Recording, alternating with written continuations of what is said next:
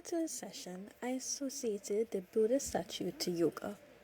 I knew it represented inner peace, however, I didn't know there was more to it.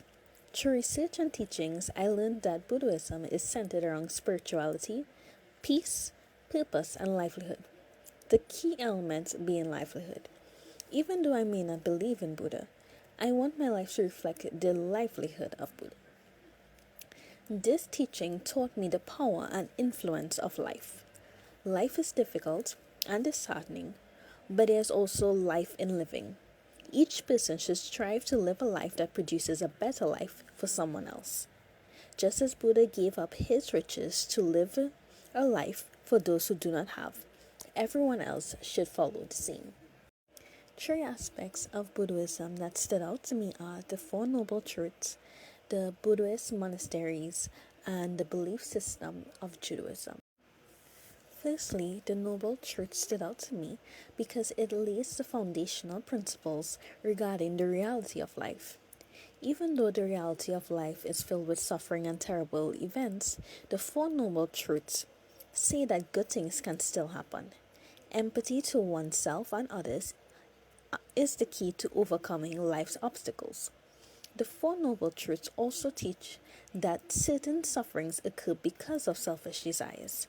From my personal life, I can testify that selfish desires do lead to misery. These truths stuck with me because of its realness. Particularly in my generation, the words suffering and hardship are things we do not like. Even in my life, there are several times when I handle hardships in a negative way. Buddhism has taught me that there is a choice on what particular hardships I experience, as well as there is a choice as to how I choose to handle it and learn from it.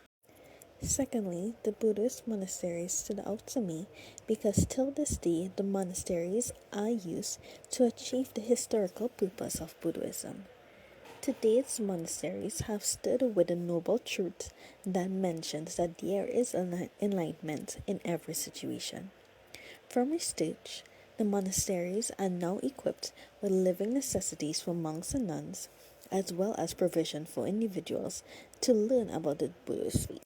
Learning about the monasteries stood out to me as well because it shows that the entire religion of Buddhism and Buddhist monks and nuns are willing to modernize and are willing to grow with the times while still ensuring that the originality of the faith is still kept and is still relevant till this day, that everyone can relate and everyone can learn, and those who choose to follow the Buddhist faith can do so in a way that prospers their life in a modern way.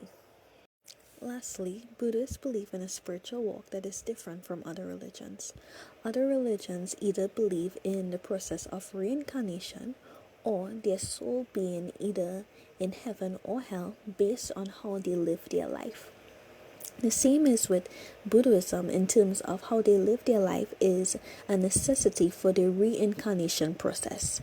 They do not believe in praying to a god or following teachings that serves a god, but they believe in a spiritual walk that allows them to be better as individuals so that they can add life to others and they can add kindness, generosity, and goodness to others. The spiritual walk of Buddhists stood out to me because it shows their genuineness as individuals to become better. It is a constant pursuit of tranquility, sacrifice, and betterment.